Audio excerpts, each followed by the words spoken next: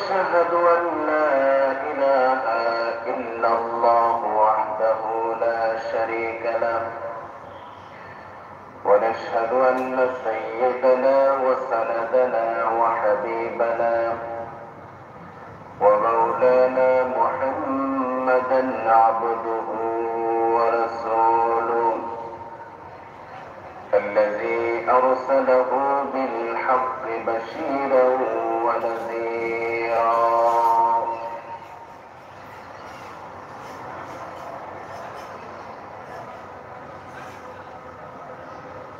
وداعيا إلى الله بإذنه وسراجا منيرا أما بعد فقد قال الله تبارك وتعالى في كلامه المجيد وفرقانه الحميد إن الله وملائكته يصلون على النبي يا أيها الذين آمنوا صلوا عليه وسلموا تسليما اللهم صل على محمد وعلى آل محمد كما صليت على إبراهيم وعلى آل إبراهيم إنك حميد مجيد اللهم بارك على محمد وعلى آل محمد كما باركت على إبراهيم وعلى آل إبراهيم إنك حميد مجيد উপস্থিত সম্মানিত মুসল্লিয়ানে কেরাম, মহান আল্লাহ রাব্বুল আলামিনের শাহী দরবারে শুকর আদায় করছি যে মহান আল্লাহ পাক আমাদের সবাইকে জুমার নামাজ আদায়ের জন্য আল্লাহ তাআলার ঘর মসজিদের মধ্যে আসার এবং বসার তৌফিক দান করেছেন। এজন্য সকলে দিল থেকে শুকর আদায় করি, বলি আলহামদুলিল্লাহ। হযরত নবী করিম সাল্লাল্লাহু আলাইহি ওয়াসাল্লামের মা মারা যাওয়ার পর নবী আলাইহিস সালামের অভিভাবকত্ব গ্রহণ করেন দাদা আব্দুল মুত্তালিব এবং কিছুদিন পর তিনিও এই পৃথিবী থেকে বিদায় নিলেন। তখন নবী করিম সাল্লাল্লাহু আলাইহি ওয়াসাল্লামের অভিভাবক হলেন চাচা আবু তালিব। আবু তালিব হযরত নবী সাল্লাল্লাহু আলাইহি সাল্লামকে নিজের জীবন থেকেও বেশি মহব্বত করতেন, জীবন থেকেও বেশি। ইসলামের উপর, নবী আলাইহিস সালামের উপর যত বাধা বিপত্তি কাফিরদের পক্ষ থেকে যত ধরনের অভিযোগ, নির্যাতন, নিপীড়ন যা কিছু এসেছে সামনে, তিনি একটা প্রাচীরের মতো, শক্ত প্রাচীরের মতো আবু তালিব দাঁড়িয়েছিলেন। এমনকি কাফিররা শিয়া আবু তালিবের মধ্যে নবী সাল্লাল্লাহু আলাইহি সাল্লাম ওনার অনুসারীদেরকে এখানে দীর্ঘদিন বন্দী করে রেখেছিল। সেই অবস্থায় আবু তালিবও ছিলেন। তিনিও ইসলাম কবুল করেন নাই, কিন্তু নবী আলাইহিস সালামের কারণে এই বন্দী দশায় তিনিও সময়কাল অতিবাহিত করেছেন। আমাদের নবী সাল্লাল্লাহু আলাইহি ওয়াসাল্লামের জন্মের পূর্বে একটা ঘটনা সংঘটিত হয়েছিল। হযরত আবু বকর সিদ্দিক রাদিয়াল্লাহু আনহু এর মেয়ে আসমা রাদিয়াল্লাহু আনহা তিনি বলেন, প্রতিদিন একজন ভিক্ষুক আমাদের বাড়িতে ভিক্ষা করার জন্য আসে। ভিক্ষুকদের যারা নিয়মিত অভাবের কারণে ভিক্ষা করে তাদের একটা সিস্টেম আছে, এক একদিন এক এক এলাকায় যায়। এক এলাকায় এক বাড়িতে প্রতিদিন যায় না। আর তখনকার সময় একটা নিয়ম ছিল, বাড়িতে ভিক্ষুক আসলে ঘরে বিবাহের উপযুক্ত মেয়ে থাকলে তাকে দিয়ে ভিক্ষা দেওয়ানো হতো। এর পিছনে একটা হেকমত ছিল। হেকমতটা হলো ওই ভিক্ষুক যাতে ওই মেয়েটাকে দেখে, আরেক বাড়িতে ভিক্ষা করতে যাবে, গিয়ে আরেক বাড়িতে গিয়ে শুনলো সেখানে ছেলে বিয়ে দিতে মেয়ে খুঁজতেছে, তখন ওই ভিক্ষুক বলে যে অমুকের বাড়িতে দেখেছি একটা মেয়ে, যুবতী মেয়ে আছে। তখন তো আর অত গঠক ছিল না, মিডিয়া ছিল না, তখন এই গটকালি অনেকটা ভিক্ষুকদের দ্বারাই হয়ে যেত। আসমা রাদিয়াল্লাহু আনহা একদিন না দেখতে দেখতে ওই ভিক্ষুককে জিজ্ঞেস করে ফেললেন যে আপনি প্রতিদিন আমার বাড়িতে কেন আসেন? তখন ওই ভিক্ষুক বলল, কেন আসি এটা তোমাকে বলা যাবে না। তোমার বাবা কোথায়? বলে আমার বাবা মসজিদে গেছে, কিছুক্ষণের মধ্যে এসে পড়বে। তখন আসমা রাদিয়াল্লাহু আনহা ঘর থেকে খাবার এনে ভিক্ষুককে বসাইলেন, ঘর থেকে খাবার এনে ভিক্ষুককে দিলেন। এখানে আরেকটা বিষয়, আমরা অনেক সময় ভিক্ষুকদের খাবার দেই, সব থেকে নিম্নমানের খাবার যেটা সেটা দেই না। আপনি যে খাবার খাবেন ঘরের মধ্যে সব থেকে উৎকৃষ্ট উন্নত যে খাবার সেটা দেওয়ার চেষ্টা করবেন। আপনি যে পাত্রতে খান সেই পাত্রতে দেওয়ার চেষ্টা করবেন। আসমা রাদিয়াল্লাহু আনহা ভিক্ষুককে খাবার দিলেন। খাবার দাবার শেষ হওয়ার পর সিদ্দিক আকবর রাদিয়াল্লাহু আনহু তাশরীফ নিয়ে আসলেন। এমন সময় আসমা রাদিয়াল্লাহু আনহা বললেন, বাবা ওই ভিক্ষুক লোকটা প্রতিদিন আমাদের বাড়িতে ভিক্ষা করতে আসে।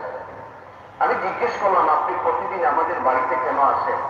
আবার লোকটাকে এখানকার লোকাল মনে হয় না, আরবি মনে হয় না, আবার লোকটার কথাবার্তাও আরবি মনে হয় না, আপনি একটু জিজ্ঞেস করেন। আবু বকর রাদিয়াল্লাহু আনহু বললেন যে আপনি প্রতিদিন আমাদের বাড়িতে কেন আসেন? তখন ভিক্ষুক বলল, কেন আসি সেটা তোমাকে বলা যাবে না। উনি কাকে বলবেন? তখন সেই ভিক্ষুক লোকটা বলল, আমাকে নিয়ে চলেন মুহাম্মদ সাল্লাল্লাহু আলাইহি সাল্লামের খেদমতে, উনাকে বলবো। আবু বকর রাদিয়াল্লাহু আনহু ওই ভিক্ষুক লোকটাকে নিয়ে নবী আলাইহিস সালামের খেদমতে তাশরীফ নিয়ে গেলেন। এদিকে আসমা রাদিয়াল্লাহু আনহা ওনার ভিতরে একটা রহস্য দানা বাঁধল। কি ব্যাপার? লোকটা বাবাকেও বলতে চায় না, আমাকেও বলতে চায় না, আল্লাহ রাসূলের কাছে বলবে। উনিও বোরকা পরে পিছনে পিছনে রওনা দিয়েছেন, লোকটা কি বলে একটু শুনবো। নবী আলাইহিস সালামের খেদমতে যাওয়ার পর তখন লোকটা সালাম দিল। সালাম দেওয়ার পর আবু বকর রাদিয়াল্লাহু আনহু বললেন, ইয়া রাসূলুল্লাহ এই ঘটনা। নবী আলাইহিস সালাম বললেন, তোমার পরিচয় কি, কি বলতে চাও? তখন সেই ভিক্ষুক লোকটা বলল, আপনি আমাকে নিরাপত্তা আগে দেন। তখন নবী আলাইহিস সালাম বললেন, তোমাকে নিরাপত্তা দেওয়া হলো। তখন নবী সাল্লাল্লাহু আলাইহি সাল্লামকে সেই লোকটা বলতে শুরু করলো, ইয়া রাসূলুল্লাহ আমি যে ঘটনা আপনাকে শুনাইতেছি এই ঘটনাটা আপনি এই দুনিয়াতে আগমনের 50 দিন পূর্বে সংঘটিত হয়েছিল। ঘটনাটা হচ্ছে ইথিওপিয়ার রাজা তার নিয়োগপ্রাপ্ত আবিসিনিয়া যেটা ইথিওপিয়া, তার রাজা সে নিয়োগ দিয়েছিল এই প্রদেশের মুখ্যমন্ত্রী হিসেবে, গভর্নর হিসেবে ইয়েমনের একজন লোককে। তার নাম হচ্ছে আব্রাহা। সেই লোকটা, এখানে আরেকটি ঘটনা আছে, তখন ইয়েমন ইথিওপিয়ার অধীনে ছিল না। আব্রাহা বলেছিল যে আমি ইয়েমনকে দখল করে দিব যদি আমাকে সেখানকার গভর্নর আপনি বানান। তখন ইথিওপিয়ার বাদশাহ নাজাশী বলেছিল, ঠিক আছে তুমি যদি দখল করে দিতে পারো তোমাকে আমি সেখানকার গভর্নর বানাবো। তখন অধীনে যুদ্ধ করে ইয়েমন দখল করে ফেলল এবং সেখানকার গভর্নর হয়ে গেল। গভর্নর হওয়ার পর ইয়েমনকে সে খুব সুন্দর করে পরিপাটি করে সাজাইতেছে। এমন সময় হজের সময় চলে আসলো। হজের সময় চলে আসার পর দেখলো লোকজন দলে দলে যেন কোথাও যাচ্ছে। সে নতুন গভর্নর, লোকজন কোথায় যাচ্ছে সেটা জানে না। একজনকে জিজ্ঞেস করলো এরা কোথায় যাচ্ছে। তখন সে বলল এরা হচ্ছে এখান থেকে এই বাইতুল্লাহর জিয়ারতের জন্য, মক্কাতুল মুকাররমায় বাইতুল্লাহ জিয়ারতের জন্য এরা যাচ্ছে। তখন আব্রাহা বলল না, আমার দেশের লোক কষ্ট করে মক্কায় গিয়ে বাইতুল্লাহ জিয়ারত করবে, এটা প্রয়োজন নেই। সে নিষিদ্ধ করলো এই বছর আর কেউ বলে যেতে পারবে না, এক বছর আমাকে সময় দাও, আমি বাইতুল্লাহর মতো করে একটা ঘর তোমাদের জন্য তৈরি করে দেব, তোমরা এখানেই হজ করবে, এখানেই তওয়াফ করবে, এখানেই ইবাদত করবে। ইঞ্জিনিয়ার পাঠালো মক্কায়, বাইতুল্লাহর আদলে সে একটি ঘর তৈরি করলো এবং ঘর তৈরি এক পর্যায়ে কাজ শেষ হয়ে গেল। প্রধান অতিথি হিসেবে উদ্বোধনের জন্য বাদশাহ নাজাশীকে সে দাওয়াত করল। বাদশাহ আসবে, ডেট নির্ধারণ হলো। এমন সময় মক্কা থেকে কিছু লোক এখানে বাণিজ্যের জন্য এসেছিল। এসে দেখলো সব কিছু রাস্তাঘাট, তোরণ, ব্যানার, ফেস্টুন ইত্যাদি, ফুল, ঝাড়বাতি, শব্দ সব কিছু মিলিয়ে খুব সুন্দর করে সাজানো হয়েছে। তখন এই আরব ব্যবসায়ী প্রতিনিধিরা জিজ্ঞেস করলো কি ব্যাপার, তোমাদের দেশকে এত সুন্দর করে সাজানো হয়েছে, এর কারণ? তখন কেউ একজন বলল আমাদের গভর্নর লোকজন যাতে হজে না যেতে পারে এখানে হজ সম্পাদন করে, এজন্যই কাবা শরীফের আদলে সে একটি ঘর তৈরি করেছে, অমুক দিনে তার উদ্বোধন হবে। তখন এই কথাগুলো শুনে তাদের শরীরের মধ্যে ইমানের শক্তি তাদের শরীরের মধ্যে আগুন জ্বলিয়ে দিল। তারা রাতের আধারে সেই ঘরের মধ্যে প্রবেশ করে প্রহরীদেরকে পিছনে বেঁধে, হাত পা বেঁধে ঘরের মধ্যে প্রবেশ করে মলমূত্র ত্যাগ করে সমস্ত ঘরটা একেবারে নোংরা করে দিল। আল্লাহ তাআলা কুদরত, ওরা যে মলমূত্র ত্যাগ করেছে আল্লাহ তাআলা এগুলোতে এমন দুর্গন্ধ দিয়েছেন, আশপাশ কয়েক মাইলের মধ্যে দুর্গন্ধের কারণে কোনো মানুষ আর যেতে পারে না। পরের দিন যখন আব্রাহা এই সংবাদ শুনল, জিজ্ঞেস করলো এরা কারা করেছে, বলে আরব ব্যবসায়ী প্রতিনিধি দল। তখন সে গুসায় ফেটে উঠল। এদিকে নাজাশীকে খবর পাঠালো এই ঘটনা, আপনি এটা উদ্বোধন করতে আসবেন না, আরব প্রতিনিধি দল যে ঘটনা করেছে এর প্রতিশোধ আমি নেব, আপনি আমাকে সৈন্য দেন, হাতি দেন, আমি আল্লাহর ঘর যেটা আছে বাইতুল্লাহ সেটাকে ধ্বংস করে ফেলব।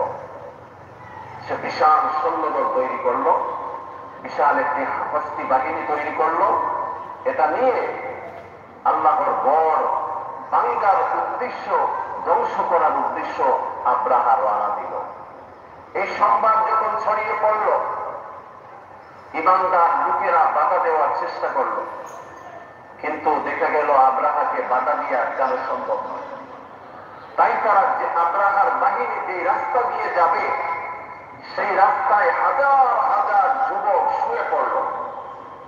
আল্লাহর ঘর ভাঙবেন, আপনি আমাদের উপর দিয়ে যান, এছাড়া আপনাকে আমরা যেতে দেব না।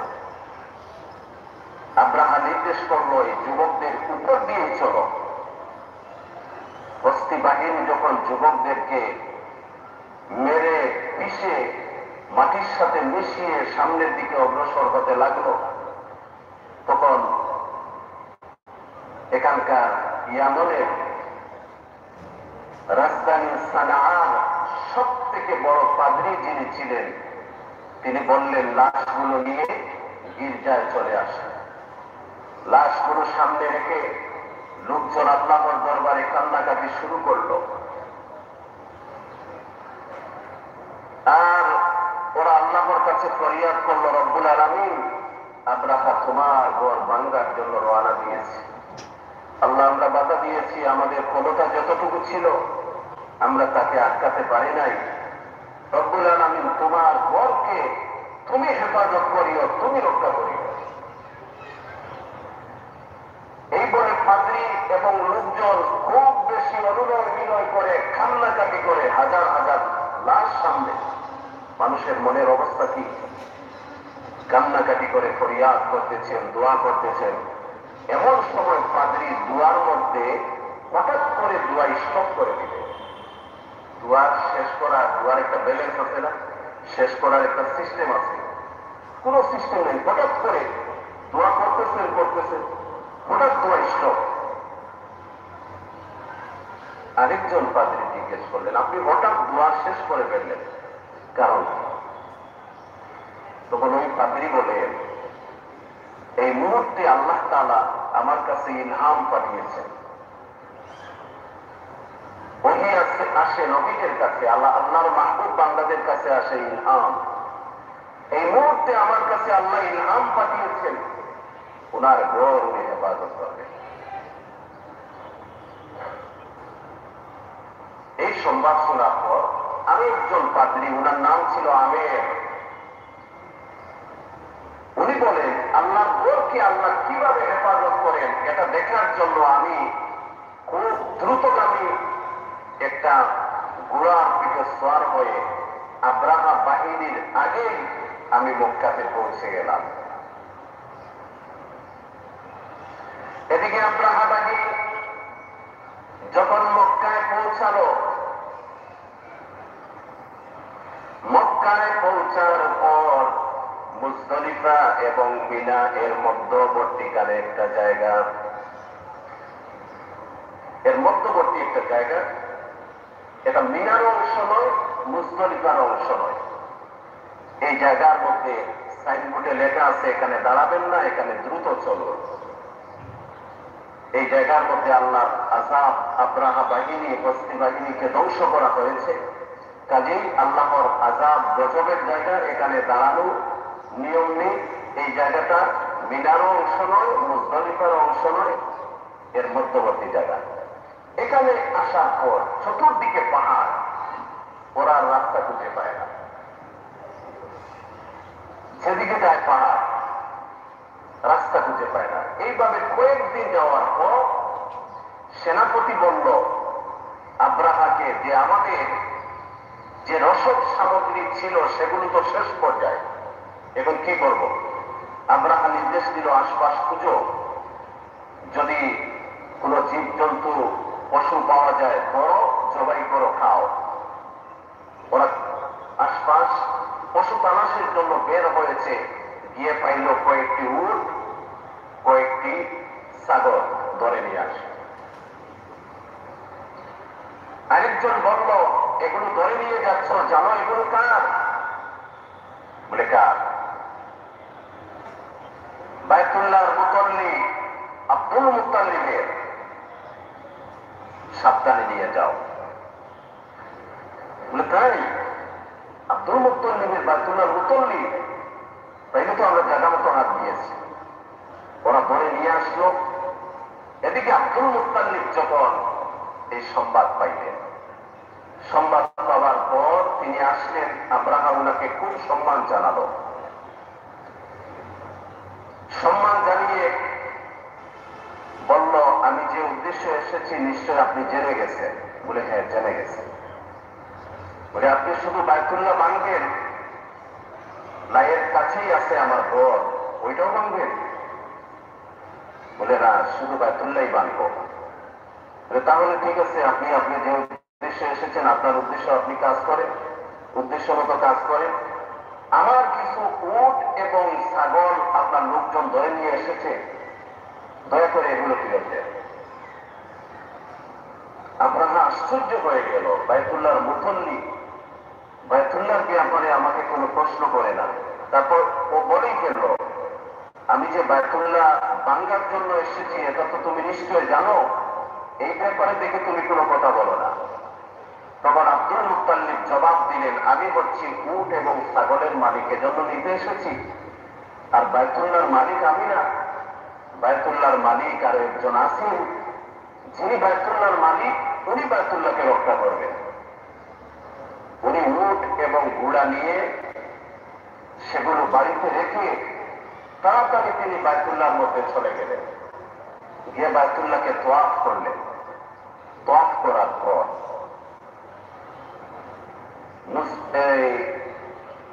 মুস্তাজিমের কাছে এসে উনি আল্লাহর কাছে খুব কান্নাকাটি করলেন।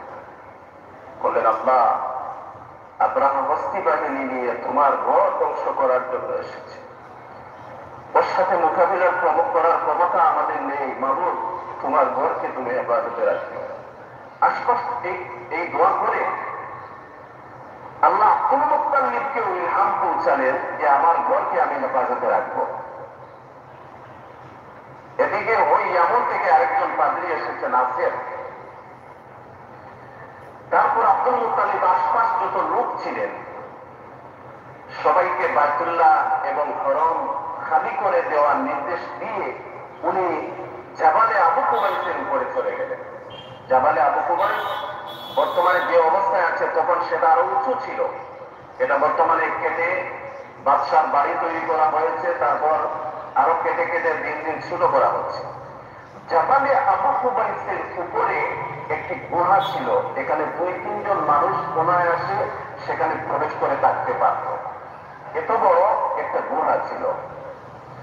জাবালে আবু কুবাইস এই পৃথিবীতে আল্লাহ তাআলা প্রথম ঘর ইবাদতের জন্য যে ঘর তৈরি করেছেন সেটা হচ্ছে বাইতুল্লাহ। ইন্না আউওয়ালা বাইতিন উদিআ লিন-নাস লাল্লাযী বিবাক্কাতা মুবারাকান ওয়া হুদাল লিল-আলামিন। পৃথিবীতে ইবাদতের জন্য তৈরিকৃত সর্বপ্রথম ঘর হচ্ছে বাইতুল্লাহ। আর পৃথিবীর মধ্যে পাহাড় সমূহের মধ্যে সর্বপ্রথম যে পাহাড় আল্লাহ তৈরি করেছেন সেটা হচ্ছে জাবালে আবু কুবাইস, পৃথিবীর মধ্যে প্রথম পাহাড়। এবং সর্বপ্রথম বাইতুল্লাহ ভিত্তিপ্রস্তর স্থাপন করেছিলেন হযরত ইব্রাহিম আলাইহিস সালাম এই জবলে আবু কুবাইসের পাহাড় দিয়ে। বাইতুল্লাহ ভিত্তিপ্রস্তর সর্বপ্রথম কোন জায়গা থেকে শুরু হয়েছে?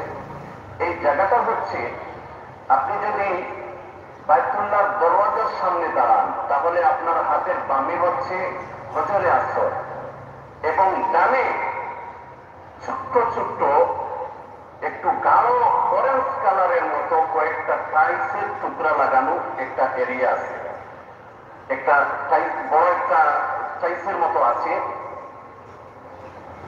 এটাকে বলে মুসল্লায়ে জিবরাইল। এই জায়গার মধ্যে নবী করিম সাল্লাল্লাহু আলাইহি সাল্লামকে হযরত জিবরাইল আলাইহিস সালাম মোট 11 ওয়াক্ত উনার ইমামতিতে নামাজ পড়িয়েছিলেন। সুবহানাল্লাহ। এই জায়গাকে মুসল্লায়ে জিবরাইল বলে।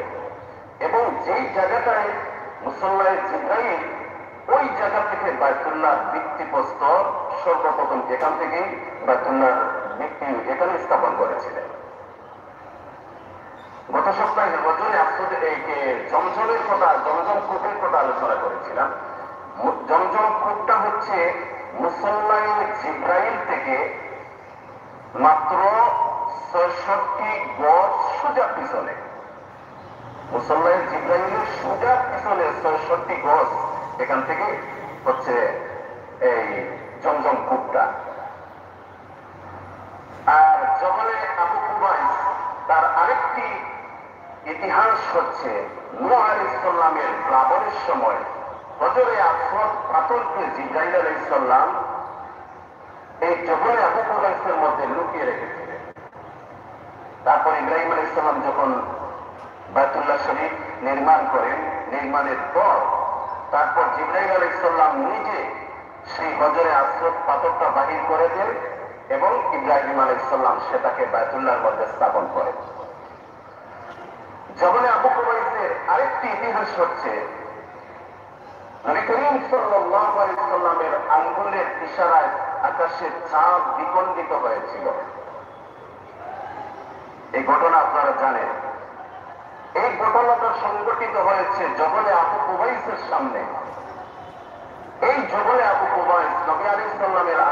ইশারায় চাপ দ্বিখণ্ডিত হওয়ার সাক্ষী। এই জবলে আবু কুবাইস।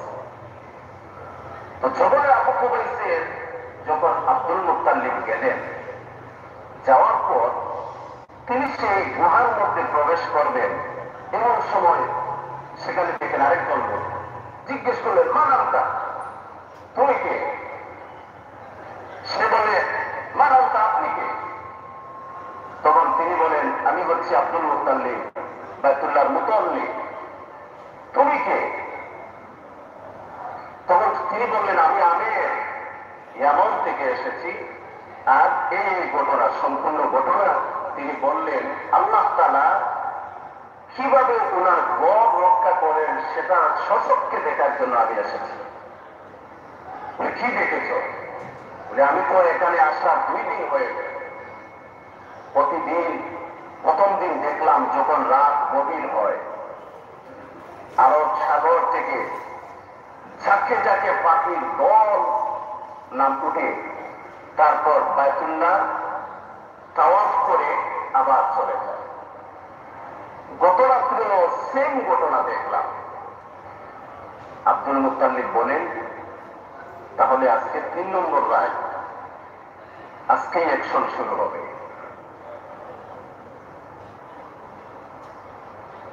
3 নম্বর রাত যখন গভীর হল, আরব সাগর থেকে ঝাঁকে ঝাঁকে পাখির দল উঠল, বাইতুল্লাহকে তওয়াফ করলো। তওয়াফ করে গিয়ে আবাবিল, এই পাখি তয়রুল আবাবিল, আল্লাহ যাকে যাকে পাখি পাঠালেন, ওরা গিয়ে আব্রাহা বাহিনীর উপর আক্রমণ করল। আল্লাহ রাব্বুল আলামিন বলেন, আলাম তারা কাইফা ফাআলা রাব্বুকা বিআসহাবিল ফিল। তুমি কি দেখো নাই তোমার রব হস্তি বাহিনীর সাথে কেমন আচরণ করেছে? তারমিহিম বিহিজারাতিন মিন সিজ্জিল। আল্লাহ রাব্বুল আলামিন ওয়া আরসালা আলাইহিম, যাকে যাকে পাঠালেন, তয়রান আবাবিল, আল্লাহ পাঠাইলেন যাকে যাকে পাখি। আবাবিল এটা পাখির নাম নয়। ওয়া আরসালা আলাইহিম তয়রান, ওয়া তয়রান পাখি, আবাবিল মানে যাকে যাকে। বিহিজারাতিন মিন সিজ্জিল। হিজারাতুন অর্থ হচ্ছে পাথর, আর সিজ্জিল মানে পোড়া। যে পাথরটা ছিল ওইটা ছিল পোড়া মাটির এক ধরনের পাথর, সরাসরি পাথর না। এবং আব্দুল মুত্তালিব বলে, আমি যখন পরের দিন গেলাম সরজমিন দেখার জন্য, ফাজআলাহুম কাসফিন মাকুল, আল্লাহ বলেন তাদের অবস্থা এমন হলো যেমন এই যে বিভিন্ন জীবজন্তু গাছকে ছাপানোর পর যে অবস্থা হয়, তাদের অবস্থাও ঠিক ওই রকম হয়েছিল। আব্দুল মুত্তালিব বলেন, আমি পরের দিন যখন গেলাম, গিয়ে দেখলাম এক একটি পাথরের 2টা সাইড। এক পাশে হচ্ছে পাখির নাম, আর অপর পাশে হচ্ছে যার উপর আক্রমণ করবে তার নাম। প্রতিটি পাখির সাথে ছিল 3টি করে পাথর, 2 পায়ের মধ্যে 2টি, মুখের মধ্যে 1টি। এখন প্রশ্ন জাগে, এত ছোট পাথর, পাখিগুলোই ছোট, এত ছোট পাথর, পাখিগুলো বা কত বড় পাথর বহন করবে? আর এই পাথরগুলো বিরাট বিরাট হাতিকে কিভাবে ধ্বংস করলো? এটার জবাবটা খুবই সহজ। বর্তমান যুগে এটাকে খুব বেশি ব্যাখ্যা করা লাগবে না। ইউরেনিয়াম কত শক্তিশালী জিনিস, মাত্র 1 গ্রাম ইউরেনিয়াম গোটা একটা শহরকে ধ্বংস করার জন্য যথেষ্ট। গোটা একটা শহর ধ্বংস করার জন্য ইউরেনিয়াম যথেষ্ট।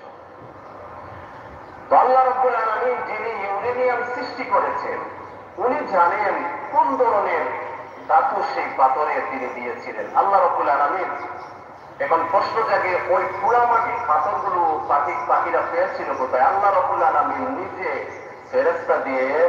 ফেরেশতাদেরকে দিয়ে সেই পাথরগুলো তৈরি করিয়ে আগুনে সেগুলো পুড়িয়ে সেগুলোকে পারমাণবিক বোমার আকার দিয়ে আকৃতি দিয়ে সেই হিসেবে তৈরি করে আল্লাহ পাখির কাছে পাঠিয়েছিলেন।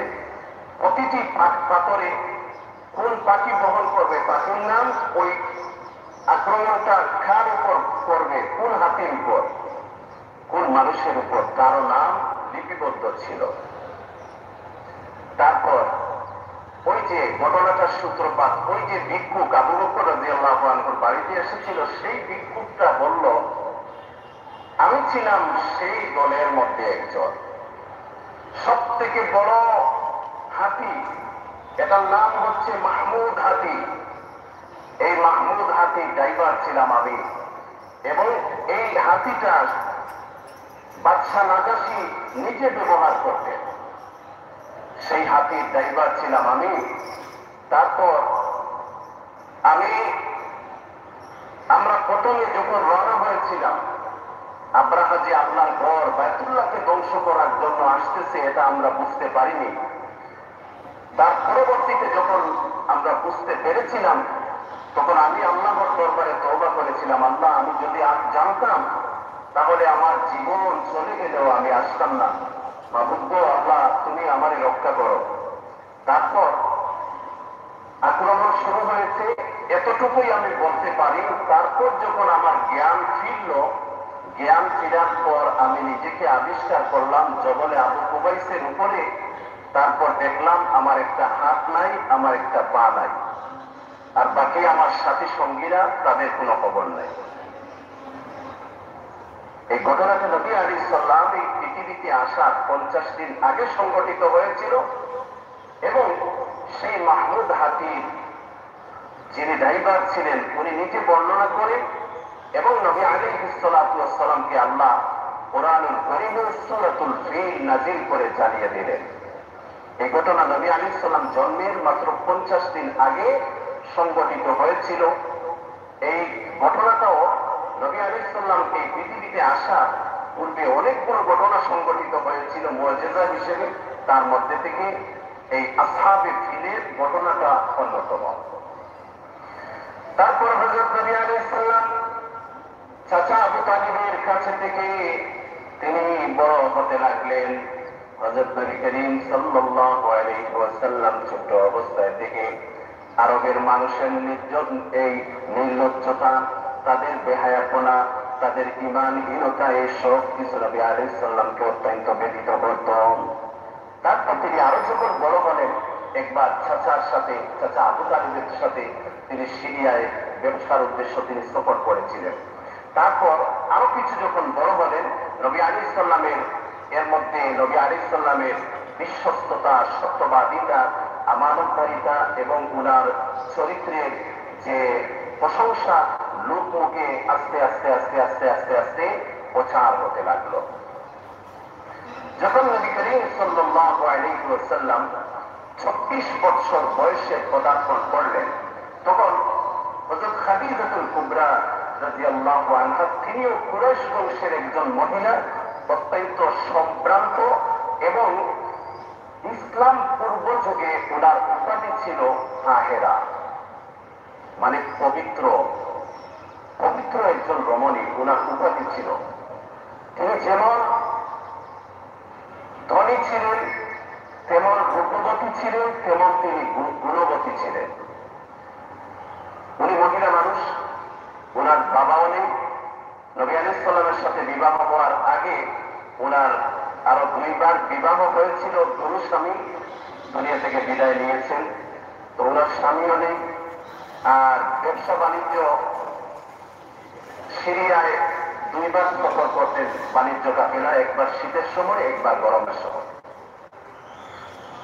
দেখা যেত সমস্ত আরবের ব্যবসায়ীদের যত মালামাল, একা হযরত খাদিজা রাদিয়াল্লাহু আনহার তত মালামাল। সব ব্যবসায়ীদের যে পরিমাণ, উনার একা তত পরিমাণ। তো বিশাল ব্যবসা বাণিজ্য দেখাশোনার জন্য ভালো একজন মানুষের প্রয়োজন। নবী সাল্লাল্লাহু আলাইহি সাল্লামের প্রশংসা চতুর্দিকে যখন তিনি শুনলেন, তখন তিনি প্রস্তাব পাঠালেন যে নবী আলাইহিস সালাম যদি উনার পক্ষে ব্যবসা পরিচালনা করেন, তাহলে উনি নবী আলাইহিস সালামকে যথার্থ সম্মান প্রদর্শন করবেন, সম্মানী দিবেন। নবী আলাইহিস সালাম চাচার পরিবারে থাকেন, চাচার কাছে থাকেন। চাচা চিন্তা করলে, যদি আমি একটা কাজ করি, ব্যবসায় অংশগ্রহণ করি, তাহলে আমার নিজের প্রয়োজনটাও পূর্ণ হবে, সেই সাথে আর্থিকভাবে চাচাকেও একটু সহযোগিতা করা যাবে। তাই নবী আলাইহিস সালাম সেই প্রস্তাবে রাজি হয়ে গেলেন।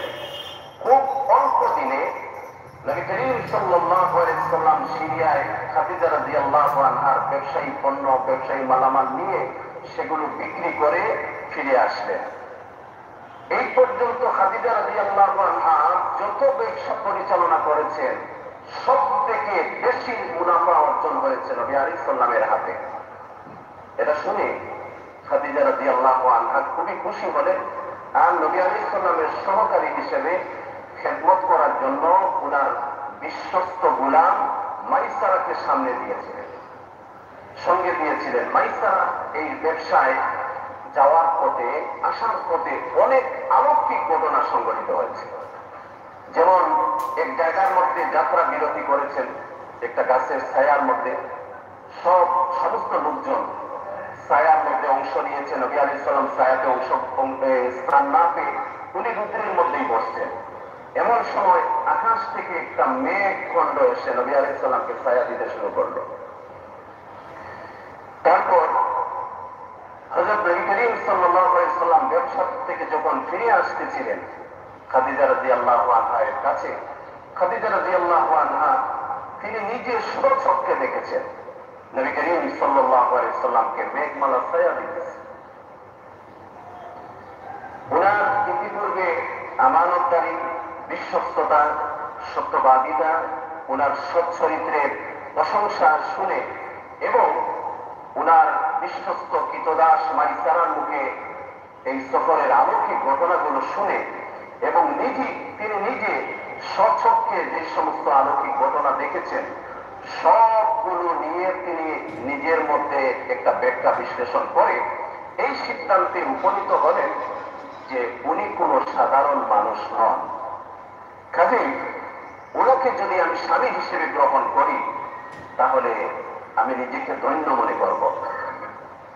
আর ওনার এদিকে বিশ্বস্ত একজন মানুষেরও খুবই প্রয়োজন ছিল।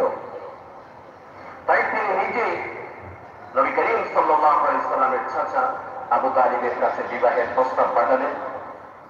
নবী করিম সাল্লাল্লাহু আলাইহি সাল্লামের চাচা নবী আলাইহিস সালামের আরো যত আত্মীয় স্বজন ওনাদের সাথে পরামর্শ করে সিদ্ধান্তের সম্মতি প্রকাশ করলেন। তারপর হযরত খাদিজা রাদিয়াল্লাহু আনহার পক্ষের আত্মীয় স্বজন, নবী আলাইহিস সালামের পক্ষের আত্মীয় স্বজন, উভয় পক্ষের আত্মীয় স্বজনের উপস্থিতিতে আবু লাহাব তিনি নিজেই খুতবা পাঠ করলেন, বিবাহের খুতবা। নবী করিম সাল্লাল্লাহু আলাইহি ওয়াসাল্লামের বিবাহ সম্পন্ন হয়ে গেল। হযরত নবী করিম সাল্লাল্লাহু আলাইহি ওয়াসাল্লামের যখন খাদিজা রাদিয়াল্লাহু আনহার সাথে বিবাহ হয়, ওনার বয়স ছিল মাত্র 25 বছর। অপরদিকে খাদিজা রাদিয়াল্লাহু আনহার বয়স ছিল 40 বছর।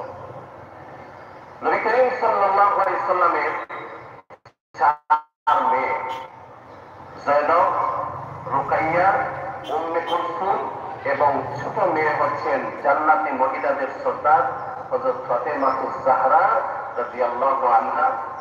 ওনারা সব খাদিজা রাদিয়াল্লাহু আনহার গর্ভে জন্মগ্রহণ করেন। আরো 2 জন পুত্র সন্তান, একজন হচ্ছেন ফাতিম, আরেকজন হচ্ছেন আব্দুল্লাহ। ওনারা শৈশবেই মারা যান এবং ওনাদেরকে ওনাদের মায়ের কবরের পাশেই দাফন করা হয়। হযরত নবী করিম সাল্লাল্লাহু আলাইহি ওয়াসাল্লাম হযরত খাদিজা রাদিয়াল্লাহু আনহাকে খুবই মহব্বত করতেন, খুবই ভালোবাসতেন। আর খাদিজা রাদিয়াল্লাহু আনহাও নবী আলাইহিস সালামকে নিজের জীবনের চাইতে বেশি মহব্বত করতেন। এত বড় একজন ধনাঢ্য মহিলা নিজের ধন দৌলত সব কিছু তিনি ইসলামের জন্য নবী আলাইহিস সালামের খেদমতে উৎসর্গ করে দিয়েছেন। হযরত নবী করিম সাল্লাল্লাহু আলাইহি ওয়াসাল্লাম যখন নবুয়ত প্রাপ্ত হন, নবী আলাইহিস সালাম 40 বছর বয়সে নবুয়ত প্রাপ্ত হয়েছেন। এর আগে থেকে তিনি স্বপ্নের মাধ্যমে আল্লাহ তাআলার পক্ষ থেকে বিভিন্ন নির্দেশনা পাইতেন, পেয়ে থাকতেন। নবী আলাইহিস সালাম নবুয়ত প্রাপ্তির প্রকাশ্য নবুয়ত প্রাপ্ত হওয়া 2 বছর আগ থেকেই তিনি জাবালে নূরের মধ্যে তিনি সেখানে একটা গুহা, সেই গুহার মধ্যে গিয়ে ধ্যান মগ্ন করতেন, সেখানে আল্লাহ তাআলার ইবাদত বন্দেগী করতেন। নবী আলাইহিস সালাম যখন যাইতেন সাথে খাবার নিয়ে যাইতেন এবং প্রায় সপ্তাহ 10 দিন 15 দিন তিনি সেখানে অবস্থান করতেন। কখনো কখনো হযরত খাদিজা রাদিয়াল্লাহু আনহা নিজ হাতে খাবার তৈরি করে সেই জাবালে রহমতের যে জায়গার মধ্যে কোরআন নাযিল হয়েছে সেই জায়গায় তিনি নিজে নিয়ে যেতেন। এখন চিন্তা করুন, এখন তো মক্কা থেকে, হরম থেকে, নবী আলাইহিস সালামের বাড়ি তো একেবারে হরমের কাছেই, হরম থেকে জাবালে নূর এখন তো একেবারে কাছে। তখন রাস্তাটা এত সহজ ছিল না, যেতে হলে সেখানে প্রচুর সময় লাগত। এবং বর্তমানে ওটার ব্যবস্থা হয়েছে, সে হয়েছে পানির, ঠান্ডা পানির জায়গায় জায়গায় ঠান্ডা পানির ব্যবস্থা রাখা হয়েছে, ফ্রি পানি দেওয়া হচ্ছে। তখন তো চিনিও ছিল না, ঠান্ডা পানিও ছিল না। একজন মহিলা মানুষ, যিনি আরবের মধ্যে সব থেকে বড় শিল্পপতি মহিলা, স্বামীর জন্য এত উৎসর্গ, এত উৎসর্গিত হওয়া, নিজেকে কোরবানি করা, কষ্ট করা, এটা সাধারণ কোনো কথা নয়। বর্তমান যুগের মহিলারা স্বামীর জন্য এত কোরবানি করবে? হয়তো 2-4 জন আছেন যারা করবেন, সবাই কিন্তু করবেন না।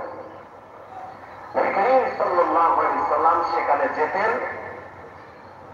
তারপর সেখান থেকে যখন ফিরে আসতেন, যাওয়ার সময় বাইতুল্লাহ তাওয়াফ করে যেতেন, আসার সময় সর্বপ্রথম বাইতুল্লাহ তাওয়াফ করতেন, তারপর তিনি ঘরে তাশরিফ আনতেন, আবার ঘরের মধ্যে কিছুদিন থেকে আবার তিনি সেখানে চলে যেতেন। এইভাবে আস্তে আস্তে করে সময় অতিবাহিত হচ্ছে। নবী করিম সাল্লাল্লাহু আলাইহি ওয়াসাল্লাম ফেরেশতাদের উপস্থিতি, ওনার কাছে ফেরেশতাদের আনাগোনা, সেটা তিনি আস্তে আস্তে টের পাচ্ছেন। এইভাবে যখন নবী করিম সাল্লাল্লাহু আলাইহি ওয়াসাল্লামের বয়স 40-এর কোটায় গিয়ে পৌঁছালো, তখন হঠাৎ করে একদিন নবী করিম সাল্লাল্লাহু আলাইহি ওয়াসাল্লামের খেদমতে হযরত জিবরাইল আলাইহিস সালাম উপস্থিত হলেন প্রথম ওহী নিয়ে। কি ছিল প্রথম ওহী এবং কিভাবে আসলো সেটা ইনশাআল্লাহ পরবর্তীতে আলোচনা হবে। হযরত খাদিজা রাদিয়াল্লাহু আনহা এত যে কষ্ট করেছেন, যার পরিপ্রেক্ষিতে আল্লাহ সুবহানাহু ওয়া তাআলা নিজে হযরত খাদিজা রাদিয়াল্লাহু আনহাকে সালাম পাঠিয়েছেন। দুনিয়াতে, পৃথিবীতে একমাত্র মহিলা যাকে আল্লাহ তাআলা সালাম পাঠিয়েছেন, উনি হচ্ছেন খাদিজাতুল কুবরা রাদিয়াল্লাহু আনহা। দুনিয়াতে থাকা অবস্থায় তিনি বেহেশতের সার্টিফিকেট পেয়েছেন, বেহেশতের সুসংবাদ পেয়েছেন। সুবহানাল্লাহ। আল্লাহ রাব্বুল আলামিন আমাদের সবাইকে নবী করিম সাল্লাল্লাহু আলাইহি ওয়াসাল্লামের সুন্নতকে আঁকড়ে ধরে সেই মতো জীবন পরিচালনা করার তৌফিক দান করুন। আমিন। ওয়া আখিরু দাওয়ানা আলহামদুলিল্লাহি রাব্বিল আলামিন।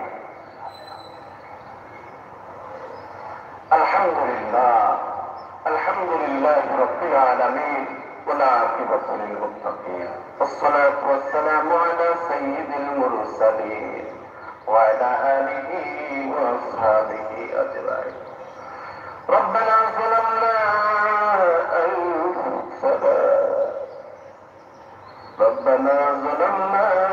أنفسنا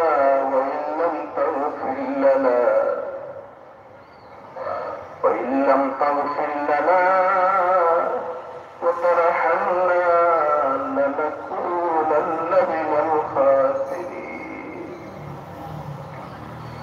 ربنا لا تزغ قلوبنا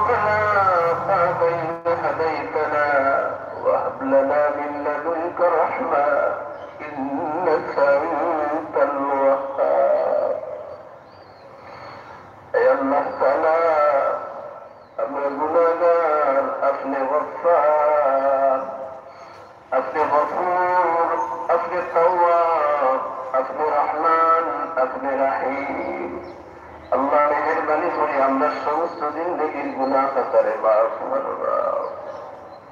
শয়তান অন্ধকার মধ্যে পড়িয়া নিজের জীবনটা বরবাদ করে দিচ্ছি। এই মুহূর্তে মালাকুল মউত আমরা কাছে উপস্থিত হইলে আল্লাহ আপনার দরবারে নিয়ে যাওয়ার মতো জীবনে কোনদিন পালন করতে পারছি না। আল্লাহ আপনি যখন প্রশ্ন করবা বান্দারে তুমি তোমার জীবন কোন কাজে ব্যয় করছো, আল্লাহ এই প্রশ্ন যখন আপনি করবা আমরা জবাব দেওয়ার মতো কিছু নাই। আল্লাহ মেহেরবানি করে আমাদের মাফ ফরমাও। আল্লাহ আমরা তোমার মকবুল গোলামি নসিব করবাও। আল্লাহ তোমার হাবিব সাল্লাল্লাহু আলাইহি সাল্লামের সুন্নাত মতো জীবন পরিচালনার তৌফিক দান ফরমাও। আল্লাহ এই মুহূর্তে আমরার পক্ষ থেকে সোনার মদিনায় নাম ধরি ধরি অসংখ্য অগণিত দরুদ ও সালাম হাদিয়া পৌঁছাও। আল্লাহ আমরা বারবার মক্কা মদিনা জিয়ারত নসিব ফরমাও। আয় আল্লাহ আমরা तमाम মুসলমান করে মাফ ফরমাও, বিশেষ করে কবরবাসী মা বাবারে মাফ ফরমাও। আল্লাহ আমরা অভাবী আপনার অভাবরে দূর ফরমাও, মুসিবত ज़दा আপনার মুসিবতরে দূর ফরমাও, परेशान वाला আপনার পরেশানিরে দূর ফরমাও, হাজতমন্দ वाला আপনার হাজাতে পূর্ণ ফরমাও, বিমারি আপনার তোমার দারু শিফাতে শিফা দান ফরমাও।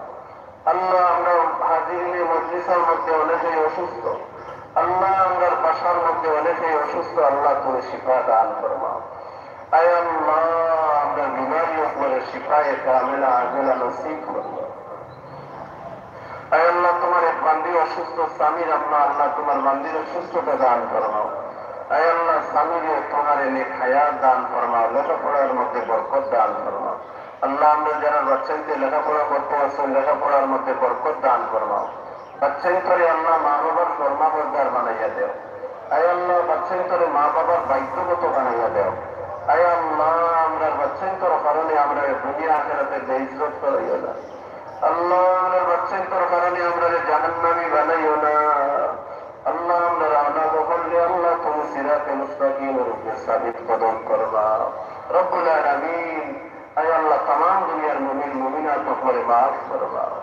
আয় আল্লাহ আমরা তোমার রহমত দ্বারা মালামাল করবা, তোমার আযাব আর গজব থেকে হেফাজত করবা। আল্লাহ আমরা সমস্ত অশান্তি আর পেরেশানিকে দূর করবা। আল্লাহ আমরা तमाम মুশকিলাত হলে আসান করবা। আল্লাহ মেহেরবানি করে আমরা দোয়ারে কবুল করবা। والسلام على المرسلين والحمد لله رب العالمين آمين।